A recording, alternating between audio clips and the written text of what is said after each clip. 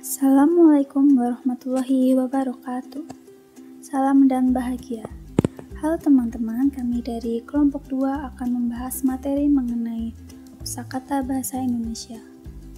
Sebelum itu, kami akan memperkenalkan anggota kelompok kami. Saya Ulfa Viana dengan NIM 2020003006. Perkenalkan, nama saya Arda Panji Pangestu, NIM 2020003008. Perkenalkan, nama saya Raimundus Nuantus Rikus Sanjaya dengan nomor induk mahasiswa 2020003011. Nama saya Alfat Kurniawan, NIM 2020003014. Saya Angelina Kalia Absari, NIM 20203027. Perkenalkan, nama saya Siti Solekah dengan NIM 2020003032. Perkenalkan, nama saya Fahrizal Andrian Rahmatullah, nomor induk mahasiswa 2020003039. Halo, nama saya Akmal Latif Rustandi, NIM saya 20203058. Perkenalkan, nama saya Bagas Wibisono, nomor induk mahasiswa 20003068. Oke, sebelum masuk pada materi, kita akan membahas sedikit mengenai bahasa. Bahasa berperan penting bagi berlangsungnya hidup manusia. Tanpa adanya bahasa, kita tidak mungkin dapat berinteraksi dengan orang lain. Fungsi bahasa adalah sebagai alat komunikasi sehingga apapun kegiatan yang dilakukan pasti menggunakan bahasa sebagai penyalurnya. Berbicara mengenai bahasa, pasti berkaitan dengan pemerolehan bahasa. Pemerolehan bahasa sangat ditentukan oleh interaksi yang melibatkan kematangan biologis, kognitif, dan sosial seseorang. Hal itu sejalan dengan pernyataan Slubin bahwa bahasa itu dimulai dari anak-anak yang memiliki kemampuan bawaan sejak lahir. Perkembangan bahasa seorang anak dimulai dari meraban atau hanya mendengar suara atau bunyi tanpa arti, dan diikuti dengan bahasa satu suku kata, dua suku kata, menyusun kalimat sederhana, dan melakukan sosialisasi dengan menggunakan bahasa yang kompleks sesuai dengan tingkat perilaku sosial anak.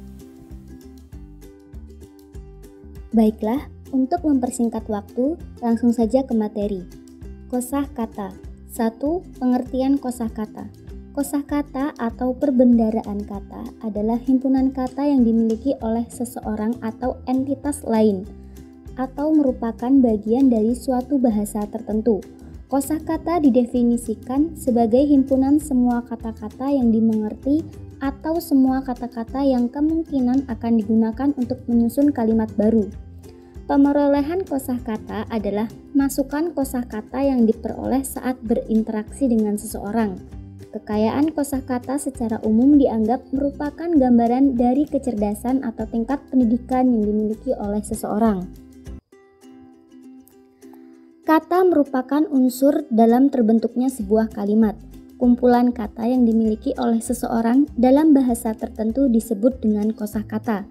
Penambahan kosakata seseorang secara umum dianggap merupakan bagian penting baik dari proses pembelajaran suatu bahasa ataupun pengembangan kemampuan seseorang dalam suatu bahasa yang dikuasai.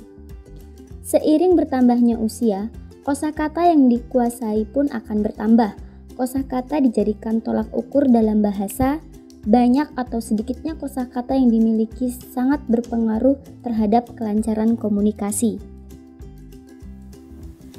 Aspek bentuk kosakata bahasa Indonesia menurut Kiraf, kata dibagi menjadi 4 macam. Yang pertama, ada kata dasar. Kata dasar yaitu kata yang masih asli atau kata yang belum mendapat tumbuhan. Terdapat 2 macam kata dasar, yakni kata dasar primer dan kata dasar sekunder. Kata dasar primer adalah kata yang benar-benar asli, misalnya air, kerja, tidur, dan sebagainya. Sedangkan kata dasar sekunder adalah kata dasar yang sudah mendapat imbuhan, misalnya bekerja, tertidur, dan sebagainya. Yang kedua, ada kata berimbuhan. Kata berimbuhan yaitu kata dasar yang telah mengalami perubahan bentuk karena adanya penambahan imbuhan atau afiks. Sebagai contoh, kata dasar tulis yang mendapat afiks menjadi menulis, penulis, penulisan, menuliskan, tertulis, dan tulisan. Dengan penambahan afiks akan menyebabkan makna kata dasar tulis yang berbeda. Kata ulang. Kata ulang yaitu kata yang mengalami perulangan pada sebagian atau seluruh kata. Kata ulang terdiri atas 5 bagian, yakni A. Kata ulang murni, yaitu kata dasar yang diulang seluruhnya dan mengandung arti sinak. Misalnya, bukti-bukti yang artinya bukti yang jumlahnya lebih dari 1. B. Kata ulang sebagian, yaitu kata dasar yang mengalami perulangan pada sebagian kata tersebut. Misalnya, daun-dedaunan, runtuh-reruntuhan, dan luhur-leluhur. C. Kata ulang semu, yaitu kata dasar yang diulang seluruh kata. Perulangan ini sudah sangat padu sehingga apabila dihilangkan salah satu maknanya akan berbeda. Misalnya, kura-kura, berang-berang, paru-paru, siku-siku, dan lain-lain. D. Kata ulang perubahan bunyi, yaitu kata ulang yang mengalami perulangan pada seluruh kata. Pada sebagian vokal atau konsonannya mengalami perubahan bunyi. Misalnya, siswa-siswi, putra-putri, warna-warni, serta-merta, dan sayur-mayur. E. Kata ulang berimbuhan, yaitu bentuk perulangan dengan menambahkan imbuhan pada kata dasar. Misalnya, berjalan-jalan, kehitam-hitaman, keibu-ibuan, berkeping-keping, dan lain-lain. Kata majemuk. Kata majemuk yaitu gabungan dua kata atau lebih yang menimbulkan makna baru. Misalnya, orang tua artinya orang yang dihormati, rumah sakit artinya tempat untuk merawat orang sakit, dan kamar tidur artinya kamar atau ruangan untuk beristirahat atau tidur. Aspek kategori kosakata bahasa Indonesia menurut Giraf, kata dibagi menjadi 4 macam. 1. Kata benda, nomina, substantiva. Kata benda adalah kata yang mengandung morfem terikat atau imbuhan ke, an, p, an, dan ke. Misalnya perumahan, perbuatan, kecantikan, pelari, jembatan, kehendak, dan lain-lain. Di samping itu, ada sejumlah kata yang tidak dapat ditentukan masuk kata benda berdasarkan bentuknya. Walaupun kata itu adalah kata benda, seperti meja, kursi, rumah, pohon, kayu, dan lain-lain. Graf menjelaskan lebih lanjut mengenai kedua macam benda, baik yang berimbuhan maupun tidak berimbuhan, dapat mengandung ciri struktural yang sama yaitu dapat diperluas dengan yang tambah kata sifat, misalnya perumahan yang baru. Kata kerja atau verba. Kata kerja adalah segala kata yang mengandung imbuhan me, ber, kan, di, i, dicalonkan menjadi kata kerja. Tetapi di samping itu ada pula sejumlah kata kerja yang tidak mengandung unsur-unsur itu, tetapi secara tradisional termasuk ke dalam kata kerja. Misalnya tidur, bangun, pergi, datang, terbang, turun, naik, mandi, makan, minum, dan lain-lain. Dalam pemberian nama kepada kata kerja ini ada yang menamakannya dengan kata kerja aus. Ada pula yang menamakannya dengan kata kerja tangkap. Itu tidak menjadi persoalan. Di samping ciri-ciri bentuknya yang telah dikemukakan di atas, kedua macam kata kerja itu mempunyai kesamaan struktur dalam kelompok kata. Graf mempertegas lagi batasan kata kerja, yaitu segala macam kata yang dapat diperluas dengan kelompok kata dengan ditambah kata sifat. adalah kata kerja. Misalnya, ia berjalan dengan cepat. Kata kerja dapat dipindahkan jenisnya ke jenis lain dengan pertolongan morfem-morfem terikat. Misalnya, menyanyi menjadi penyanyi. Begitupun sebaliknya, kata benda atau kata sifat yang ditransposisikan menjadi kata kerja. Seperti, misalnya, besar menjadi membesarkan. Kata sifat adalah segala kata dapat mengambil bentuk reproduksinya, serta dapat diperluas dengan menambah kata paling lebih sekali adalah kata sifat. Apabila kita melihat dari segi bentuk, segala kata sifat dalam bahasa Indonesia bisa mengambil bentuk sereprodukasi kata dasar. Misalnya, setinggi-tingginya dari segi kelompok kata, kata-kata sifat dapat diterangkan oleh kata paling lebih sekali, misal besar sekali, paling besar, lebih besar. Dengan jelas tampak di sini bahwa kedua prosedur ini harus bekerja sama untuk menentukan jenis suatu kata, baik pada kata sifat maupun kata benda dan kata kerja. Keras menambahkan juga beberapa kelas kata sebagai subgolongan kata sifat, kata keterangan sebagai termasuk ke dalam kata sifat seperti dengan nyaring, dengan cepat, dan sebagainya. Kata bilangan berdasar sifatnya dapat digolongkan dalam kata sifat sebagai subgolongan.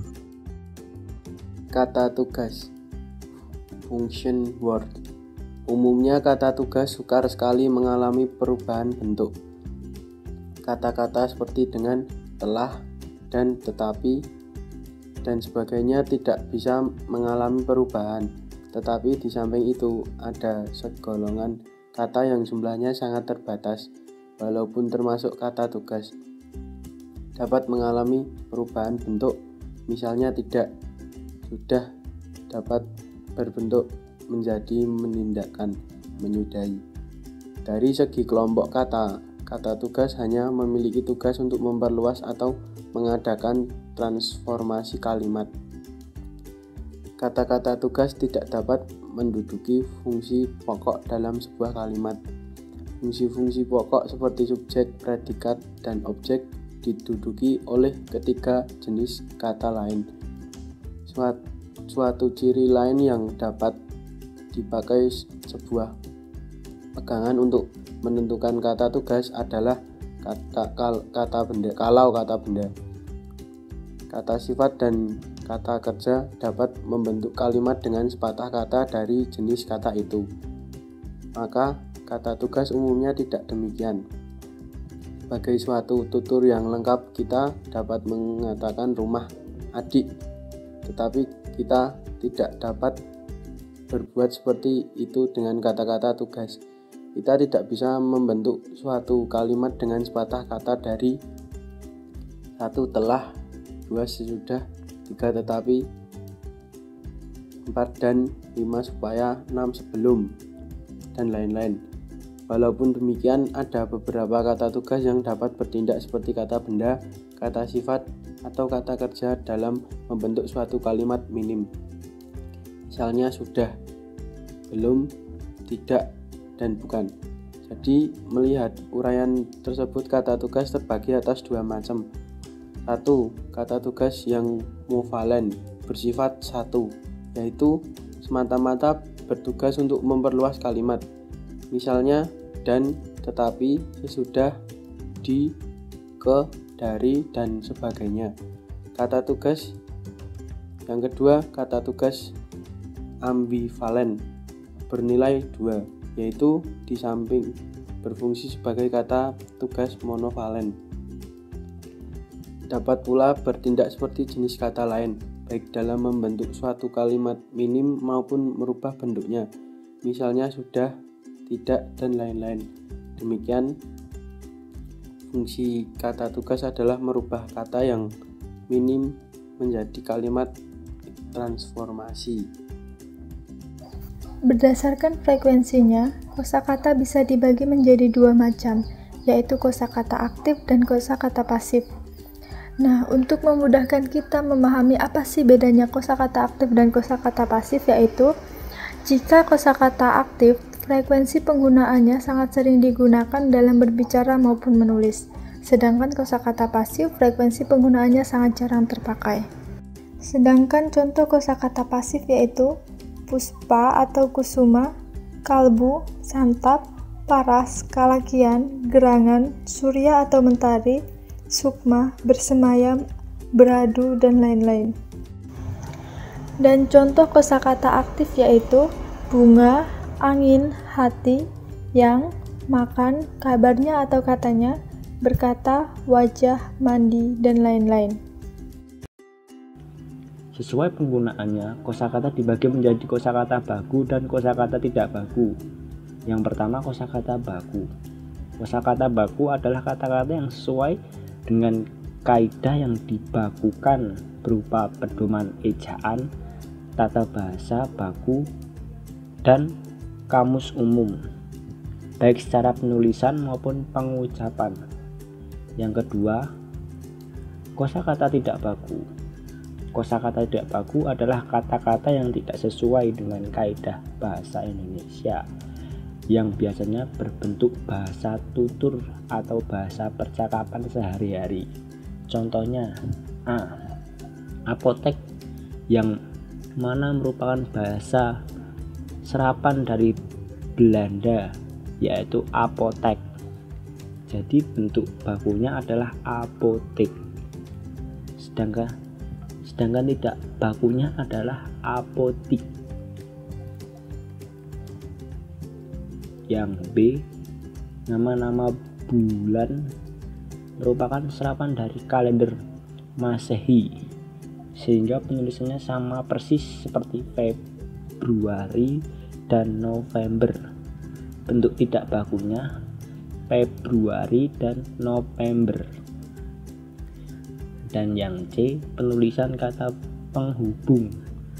Contoh baku, subjudul, pasca sarjana, purnawirawan.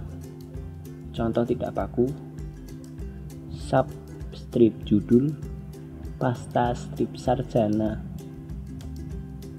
dan purna strip wirawan. Terima kasih. Sekian pemaparan materi dari kelompok kami. Mohon maaf bila ada kesalahan. Wassalamualaikum warahmatullahi wabarakatuh.